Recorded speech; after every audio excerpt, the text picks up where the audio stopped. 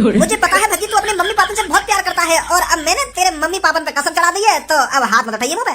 अगर तेरे मुंह पे हाथ उठाती हो तो तेरे मम्मी पापा जवानी में खत्म हो जाएंगे। तो तू बिल्कुल भी नहीं चाहेगा तेरे मम्मी पापा मेरी कसम से खत्म हो जाए। माँ ओ मेरी माँ ओ मैं तेरा लाडला। अरे दुनिया में माता पिता का प्यार एक ऐसा प्यार है जो जिंदगी में बहुत कम मिलता है और मुझे पता है दुनिया में तू सबसे ज्यादा किससे प्यार करता है, अपने मम्मी पापा से प्यार करता है। तो अब तू मेरे से हाथ भी नहीं लगा सकता। यार सरपंच बन गए तू नेक, अब खुशी मना। तू मुंह में गुच्चे कुछ बजाया जा रहा हो। अरे यार भज्जी अब गुस्सा होने से कोई फायदा नहीं है, मन में लड्डू फोड़, दावत वावत करवा, गांव का सरपंच जो बन गया तू अब। और क्या तू बनता गांव का सरपंच? अरे तेरे को एक मौका मिला था सुधरने का, गांव की तरक्की करना और गांव के लोगों की नजरों में हीरो बनने का, पर तेरे तो मौका की ऐसी तैसी मार दी। 8-9 घंटा के अंदर तू बंदूक टांग के डोलने लगो कंधा पे कि अब मोटे बड़ा हीरो ना कोई। अब तू चुपचाप यह बात बता दे मेरे को, यह बंदूक लेके गांव में करने का आया तू? यहाँ पे कोई जंगली सुअर तो भाग ना रहा जो तू वहाँ को शिकार करने आया है? अरे भज्जी बेटे ये गांव वालों को ही जंगली सुअर समझ रहा था, ये हमारा ही शिकार करने आया था यहाँ पर। मैं डरा रही है बंदूक से। अरे भज्जी बेटे हमसे ये कह रहा था कि अब गांव का सरपंच कालिया है कालिया, और अब हर दिन तुम मेरे को 50 रुपए दोगे। 50 रुपए? क्या बात के 50 रुपए? अरे यू नवाब गांव को सरपंच ना बन गो तो यार हमसे हर रोज 50 रुपए मांगने की मांग कर रहा हूँ और धमकी दे रहा हूँ हमको कि अगर किसी ने मेरे को रोज 50 रुपए नहीं दिए तो उसका इल्जाम बहुत गलत होगा। यू गांव की तरक्की लौड़ा करवाता, यू तो गांव में लूटने पे लग गो पहले दिन से ही। फ्री के आ रहे गांव वाले पे 50 रुपए रोज की। तेरे मुन्ने भूल न जाना, तू अपने माँ बाप की कसम का फर्ज निभाना, तू कालिया पे हाथ न उठाना, तू अपनी कसम भूल न जाना। माँ कसम चढ़ा दी है मैंने तो पे, और फिर भी तुम मुंह पे हाथ उठाने की कोशिश कर रहा है। अरे माँ बाप एक बार ही मिलते हैं जिंदगी में, एक बार। अरे अपने माँ बाप की थोड़ी बहुत फिक्र नहीं है क्या तेरे को, जो तू मेरे पे बिना कुछ सोचे समझे ही हाथ उठाने की कोशिश कर रहा है? भूले मत तेरे मम्मी पापा की कसम चढ़ाई है मैंने तो पे। भज्जी बेटे तुझे इस पे हाथ उठाने की कोई जरूरत नहीं है। अरे इसको जेल में चक्की पिसवाने के लिए इतना ही काफी है जो हाथ में ये बंदूक लेके आ गया, और इसने अपने जेल के दरवाजे तो तब खोल दिए थे जब ये गांव वालों को धमकी दे रहा था। अब तो ये कई सालों के लिए अंदर जाएगा। पुलिस वालों के लिए इतना ही सबूत काफी है इससे जेल में चक्की चलवाने के लिए। बेटा कालिया अब लेकर जाएगी तेरी डॉनपंथी जेल के अंदर। बड़ा डॉन बन रहा था ना तू गांव वालों के सामने, अब खाइयो बेटा तू जेल की हवा। मैं बस तुम सब गांव वालों से एक बात कहना चाहता हूँ, तुम सबको तुम्हारे मम्मी पापा की कसम है अगर कोई मेरे पीछे आया तो भाग बेटा। कहाँ तक भागेगा? 24 घंटा तक ही रह रहे बस मम्मी पापा की कसम, कल फिर पकड़ लूंगा तो तुम्हें। अरे अब गांव के सरपंच से तू बच नहीं सकता कालिया। अब कल जब भी तेरे को भज्जी पकड़ेगा ना तो पहले से ही तैयारी से आएगा भज्जी आंटी लीली बना के। आंटी लीली तो कसम ही ना चढ़े, तू चढ़ाता रहियो कसम, मैं मुंह पे चढ़ेगी ना कसम फिर तेरी छूतर फेंकूंगा फिर मैं। करियो माँ कसम ना माँ कसम। गाँव वालों भूल जाओ इस कालिया को, ये कालिया आज ना कल तो पकड़ा ही जाएगा। भज्जी उन गांव वालों से बिल्कुल भी नाराज नहीं है जिन्होंने मेरे को वोट नहीं दी है। अरे कभी कभी होता है ऐसा जो तुम कालिया के बहकाए में आ गए। भज्जी इस बात से बिल्कुल भी नाराज नहीं है।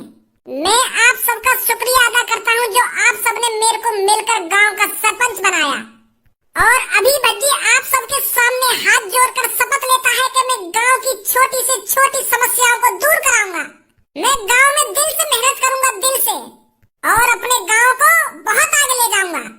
शुक्रिया आप सबका मेरे को सरपंच बनाने के लिए। अरे भज्जी जवान का कड़वा है पर दिल का बहुत अच्छा है, ये आगे चल के पता चलेगा तुम सबको। तो आज बस मैं इतना ही कहना चाहूंगा, कल सूरज उगते ही मैं गांव की तरक्की करने लगूंगा। हर एक घर में जाकर पूछूंगा कि बताइए आपके घर में क्या समस्या है, और भज्जी उस समस्या को जल्दी से जल्दी दूर करने की कोशिश करेगा। धन्यवाद आप सबका मुझे सरपंच बनाने के लिए। अरे सरपंच हमारा कैसा हो, भज्जी हीरो जैसा हो। अरे सरपंच हमारा कैसा हो, भज्जी हीरो जैसा हो। पापा पापा कहाँ हो तुम? मम्मी कोई सा दिख रहा, कहाँ है सब?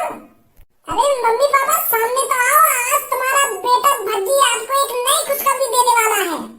अरे आपकी छाती चौड़ी हो जाएगी ये बात सुनकर। कहाँ हो तुम? बधाई हो बधाई मेरे छोटे भाई, बधाई हो मेरे छोटे भैया, बधाई हो, तू गांव का सरपंच बन गया।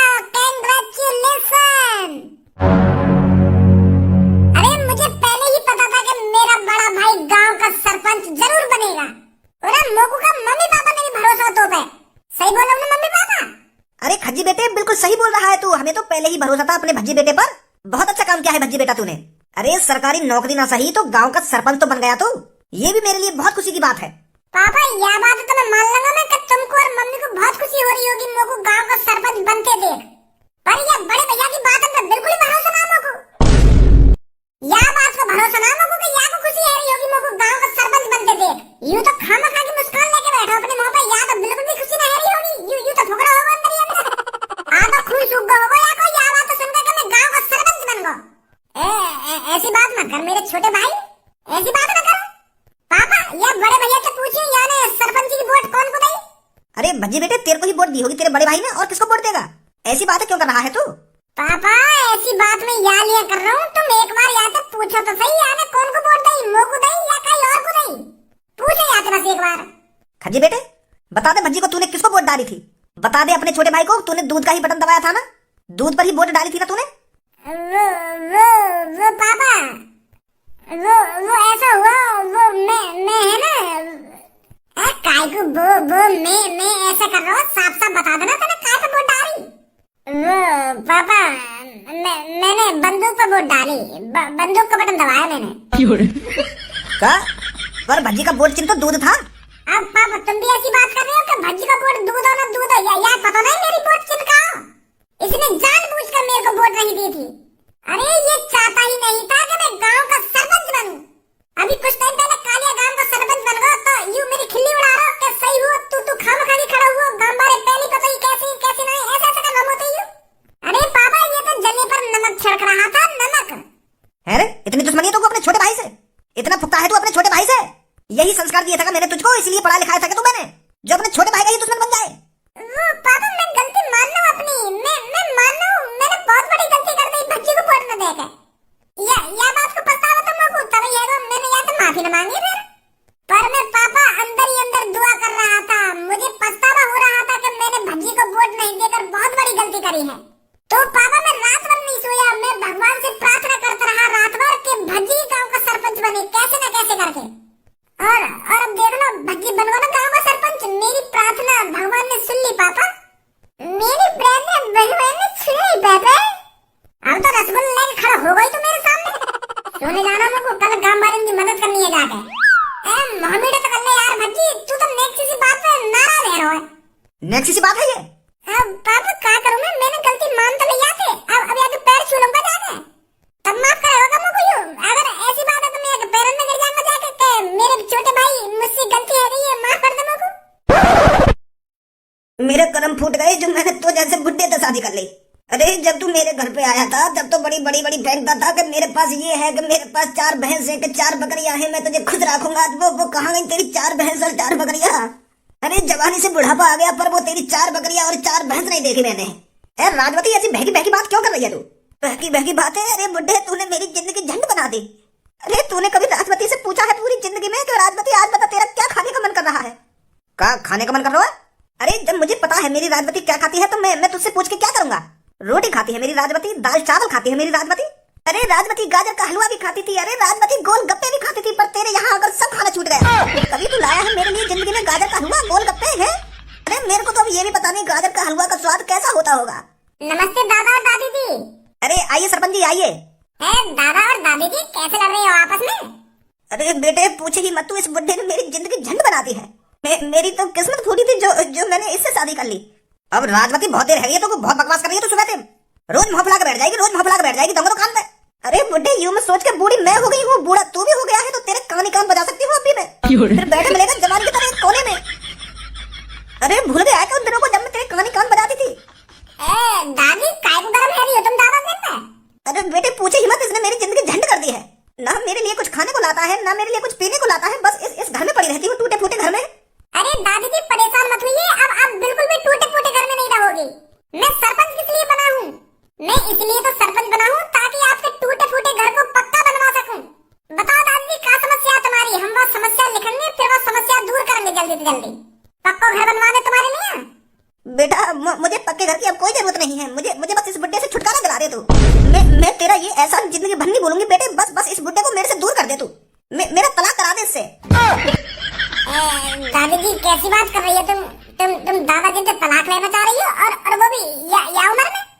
अरे तुम चिंता मत करो, मैं तुम्हारे लिए एक आलीशान घर बनवा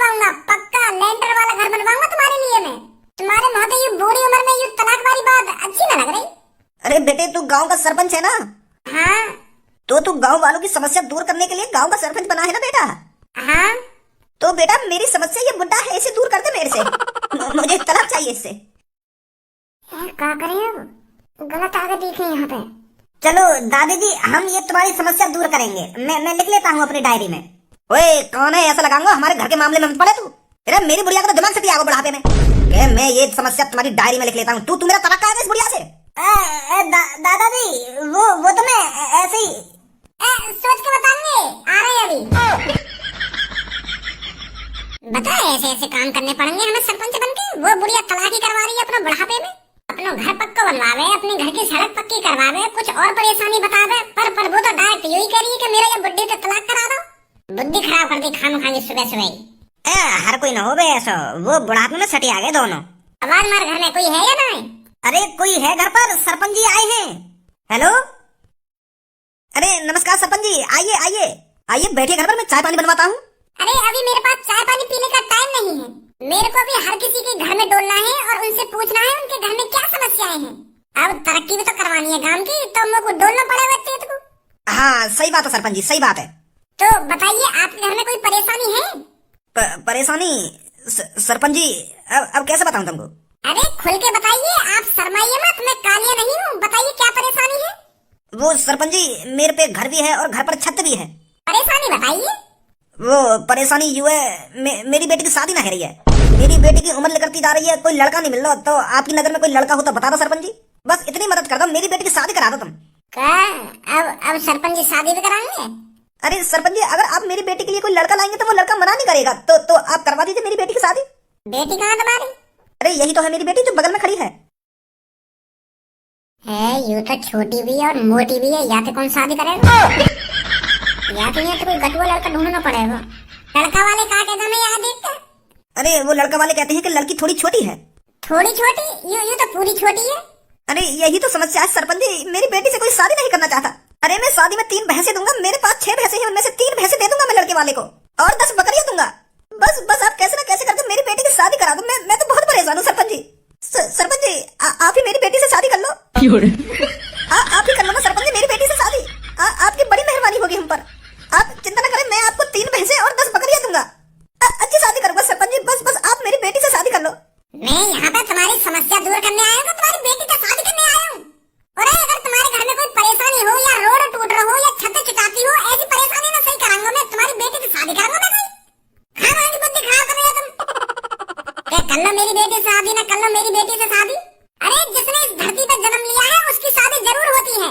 आपकी लड़की मोटी भी है और छोटी भी है, तो या के लिए कोई ऐसा लड़का ढूंढो ना जो मोटा हो और छोटा हो, तब बात बनेगी याकी।